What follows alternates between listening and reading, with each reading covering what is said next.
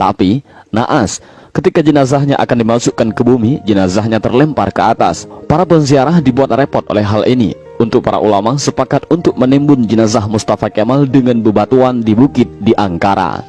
Baru setelah 15 tahun matinya Mustafa Kemal, jenazahnya kembali untuk dikubur. Tapi lagi-lagi, bumi menolak jenazah Mustafa Kemal. Hingga akhirnya, jenazah Mustafa Kemal dimasukkan ke dalam Museum Etnografi di Ankara, Turki.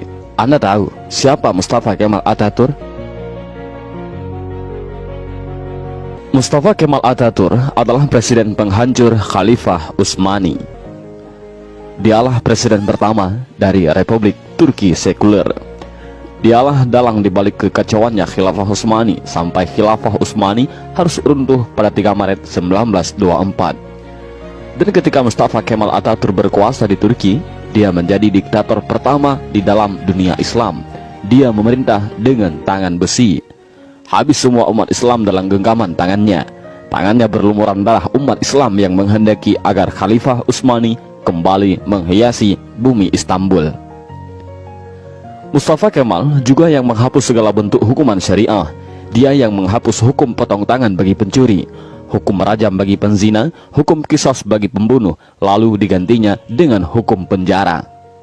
Tak hanya itu, Mustafa Kemal juga menghapus hukum waris, menyamaratakan ahli waris laki-laki dengan ahli waris perempuan, menghapus hukum hijab bagi muslimah, mengubah Masjid Hagia Sophia menjadi museum, kalimat azan diganti menjadi bahasa Turki, menggalakkan minum-minuman kamar di tempat umum, dan menjadikan majelis-majelis ilmu, kemudian menggantikannya dengan tempat-tempat lokalisasi pelacuran dan diskotik. Tak hanya mengubah sistem pemerintahan Turki yang Islami menjadi sekuler, Mustafa Kemal juga memiliki sifat sombong sebagaimana Firaun. Dalam suatu kesempatan, Mustafa Kemal berpidato di hadapan para tentara ex-tentara khilafah. Dalam pidatonya itu, Mustafa Kemal membanggakan dirinya dengan berkata, "Kini sekarang siapa yang berkuasa, aku atau Tuhan?" Dengan perasaan takut, para tentara itu serentak mengucapkan, "Andalah paduka yang kami takutkan sekarang."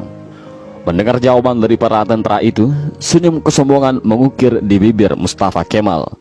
Tapi semua itu berhenti ketika periode akhir Oktober 1938. Saat itu, Mustafa Kemal awalnya menderita penyakit kulit. Namun Mustafa Kemal menderita penyakit tambahan, yakni malaria, lever, dan penyakit kelamin. Dokter pribadinya pun memberi salep dan dioleskan di kulitnya yang luka karena garukan dari kukunya. Dr. Abdullah Azzam dalam bukunya Al-Munaratul Mafkudah menjelaskan prosesi ajal Mustafa Kemal Atatürk yang sangat mengerikan. Menurut Dr. Abdullah Azzam, sebuah cairan berkumpul di perutnya secara kronis, ingatannya melemah, darah mulai mengalir dari hidungnya tanpa henti. Untuk mengeluarkan cairan dalam tubuhnya, dokter pun menusuk jarum di perutnya. Tapi hasilnya perutnya membusung dan kedua kakinya membengkak. Wajahnya pun menjadi pucat pasi dan terlihat seperti tengkorak. Mustafa Kemal yang sedang sakit menderita itu, kesehariannya dilengkupi rasa panas yang luar biasa. Bahkan, gatal-gatal dari tubuhnya semakin menjadi-jadi, hingga dia merasa tak tahan lalu menjerit sampai terdengar di seluruh istana. Para pekerja istana sangat ketakutan.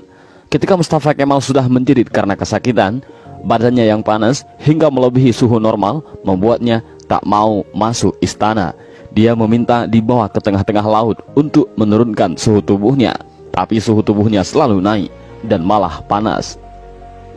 Syekh Dr. Said Husin Al-Afani dalam kitabnya Al-Jaza min Jinsil Amal mengisahkan bahwa sebenarnya Mustafa Kemal sudah mulai menderita kanker hati pada tahun 1936.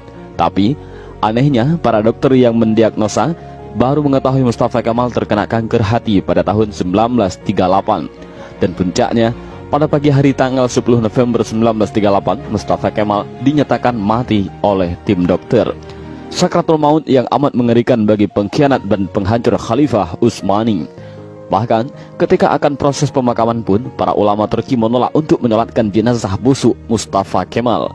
Baru di hari ke-9, atas desakan dan permintaan dari adik perempuan Mustafa Kemal, barulah para ulama dan rakyat Turki mengkafani, menyolatkan dan menguburkan Mustafa Kemal. Tapi naas, ketika jenazahnya akan dimasukkan ke bumi, jenazahnya terlempar ke atas. Para penziarah dibuat repot oleh hal ini. Untuk para ulama sepakat untuk menimbun jenazah Mustafa Kemal dengan bebatuan di bukit di Ankara. Baru setelah 15 tahun matinya Mustafa Kemal, jenazahnya kembali untuk dikubur. Tapi lagi-lagi bumi menolak jenazah Mustafa Kemal. Hingga akhirnya jenazah Mustafa Kemal dimasukkan ke dalam Museum Etnografi di Ankara, Turki. Jenazahnya ditimbun dengan bebatuan marmer yang bobotnya sampai 44 ton. Dan jika Anda pergi ke Museum Etnografi di Turki untuk melihat makam Mustafa Kemal, para pemandu museum pasti akan menyemprotkan parfum yang paling wangi ke pakaian Anda. Sebab jika Anda sudah mendekati makam Mustafa Kemal, pasti akan tercium bau yang lebih busuk dari bangkai.